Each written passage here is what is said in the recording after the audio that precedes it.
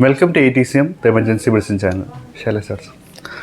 Presenting the case of a 46-year-old male who came to ER with complaints of generalized tiredness, nausea, and 3 episodes of vomiting since the last 4 hours after an accidental intake of 2 additional tablets of lithium carbonate, 600 mg, which was he is already on lithium carbonate.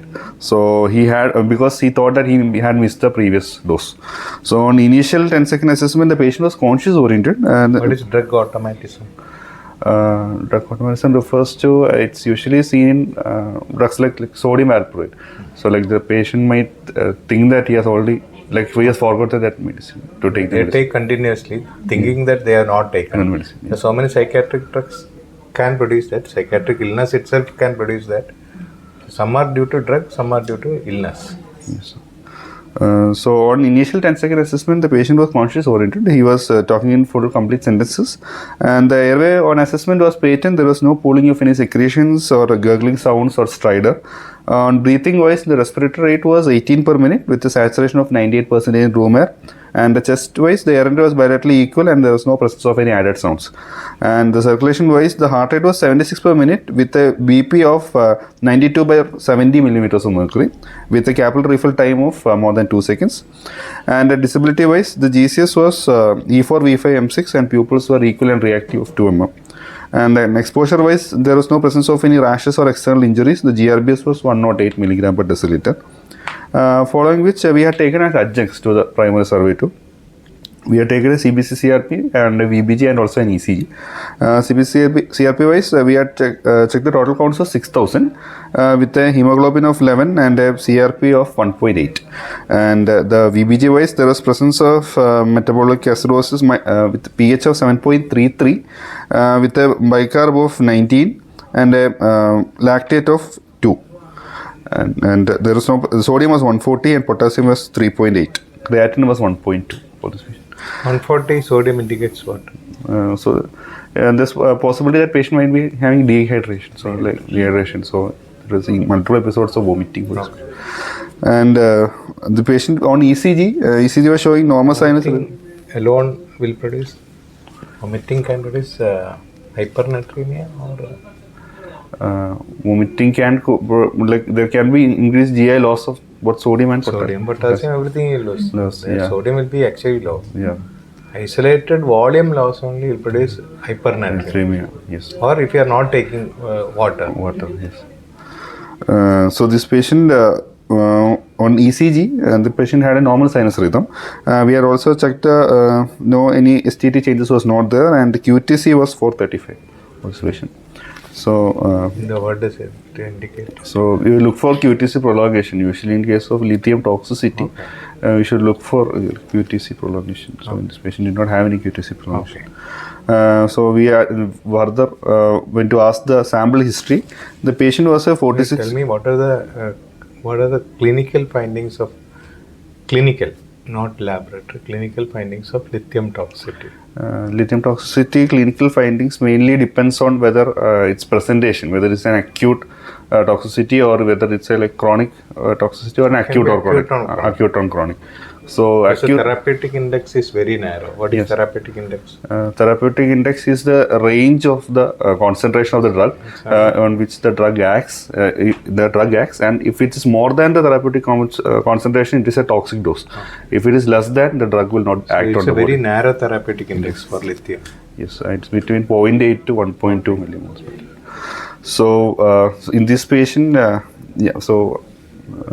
then further we asked on to. What are the clinical findings of lithium toxicity? That was the question I asked.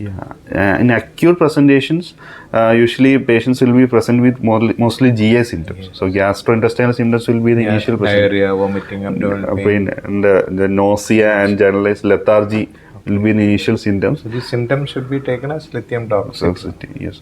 And then if it's an acute and chronic presentation, the patient will be having predominantly GI symptoms, less likely of neurological symptoms. Is it acute on chronic or chronic? This is acute on chronic. Yes. And this patient, then neurological symptoms are rare.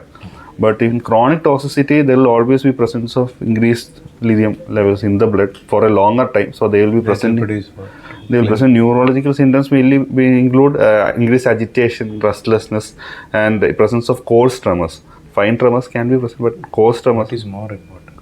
Presence of seizures. Okay, seizure Then presence of this one. urine output what? Yeah, it will be reduced. No, sorry, increased. Like diabetes insipidus, like picture will be seen. It will be increased. Yes. So more urine output, agitation, vomiting, Yes. abdominal symptoms. Okay. So, further we asked on in the sample history, the patient was a 46-year-old male. He was a known case of bipolar disorder. He was on lithium carbonate 600 mg BD dose since the last 6 years.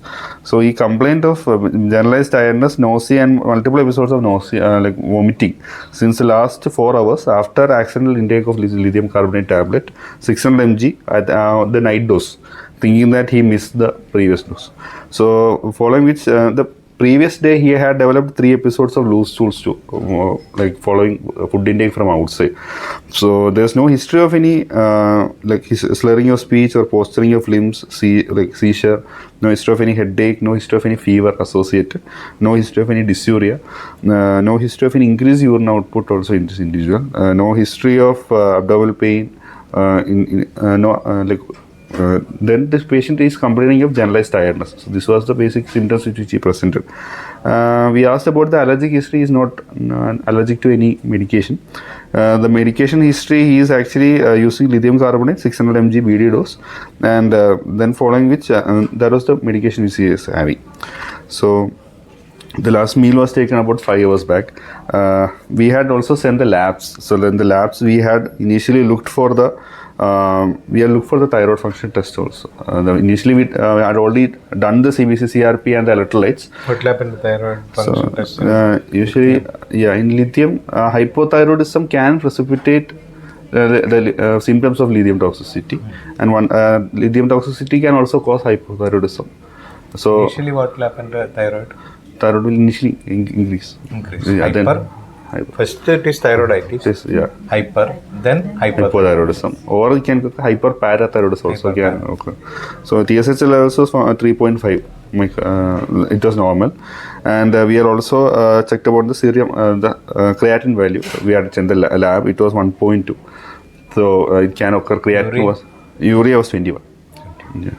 So this patient had then we checked the serum lithium level. Serum lithium level was found to be 1.5 in liter. So the therapeutic dose is between 0.8 to 1.2. This was just slightly higher. So it's said to be of a toxic dose. So we came to a conclusive, like a differential diagnosis of that the patient is having an acute and chronic lithium toxicity, most probably due to an increased intake. Along with that, patient is having a dehydration following vomiting and loose stools. What is the urine output? So in this individual, we calculated urine output was 45 ml per hour. So how much it will come? How much it will come? 1,000. 1,200. 1,200 per day. Okay. Not in diabetes insipidus as such. Approximately, we don't know what exactly. So as part of treatment, initially we had checked the volume status and also the LV function. So initially as the USG, we checked focus wise, we checked the LV function was good, and the IVC was collapsing. It was like more than 50% collapsible. So we had started on IV fluid, NS. We started on at a rate of 150 ml per hour, and this patient had come within 4 hours of presentation. So we had initially given a gastric lavage too. This patient is showing symptoms of toxicity, and but actually this usage of activated charcoal is contraindicated in case of. It's not useful. Not useful. What else can be given? We can give this polyethylene glycol. PEG can also be given, or we can use this sodium polystyrene sulfate. That's usually like potassium binding resin. That can also be used as part of treatment. So then we had stopped the lithium dose, and then we had we again then completely monitored the patient to look for any further signs of like whether he's having any GCS drop, or like we were looking for neurological symptoms. Then we had given a psychiatric consultation for this patient. The patient was already on. If it doesn't improve, what else you can do? Yeah. So then we should look for another option is hemodialysis. So hemodialysis is the ultimate What are the option. dialysible toxins? Dialysible toxins usually it is comes under a mnemonic called as I stumbled. So that's usually I is INH or isonic acid or isopropyl alcohol, and S is refers to the salicylate like aspirin, and T is theophylline, U is like uremia. In uremia also you'll do. Then M is methanol, and B is barbiturates, L is lithium, E is ethylene glycol, and D refers to the divalproate or sodium valproate. So that is different drugs which can be dialyzed. INH also it is there. I. Yeah. I is INH. I is INH, isonic acid. So this was the following which we had hydrated the patient, and we had again set the serum lithium level. We had repeated after 6 hours, which was found to be 1.4 millimole per liter. We continue to hydrate for next 6 hours. Then the serum lithium level had come to 0.9. So in the normal. And psychiatry they had admitted the patient, and then should we continue lithium or stop lithium?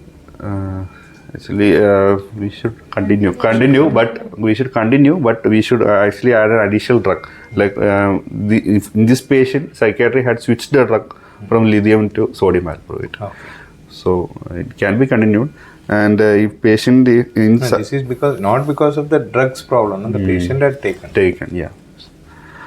And so this was case, sir. And in lithium toxicity, usually the factors affect. What arrhythmia you can get in lithium toxicity?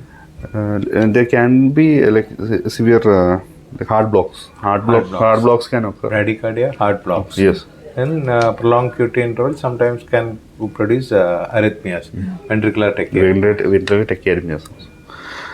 So usually the factors affecting lithium toxicity is basically the patient having and already taking lithium, patients having renal dysfunction. So renal dysfunction patients can also have decreased clearance of this lithium, so that can also lead to lithium toxicity, along with hypothyroidism and elderly individuals. Usually the metabolic abnormalities which are seen in lithium toxicity involves the hypernatremia, and there can be presence of a low anion gap metabolic acidosis. So along with that, hyperparathyroidism or initial hyperthyroidism then can go into hypothyroidism. Toxic dose is there is no specific toxic dose. If it's acute poisoning, acute toxicity, it is said to be a toxic dose of more than 25 grams of lithium. And serum lithium levels, usually therapeutic dose is 0.8 to 1.2. Okay. And then it's about the ECG changes is usually can be a flattening of T wave. T wave flattening is another ECG feature which we can see. Treatment mainly involves hydration initially, and then involves gastric decontamination by gastric lavage. But this activated charcoal doesn't have significance.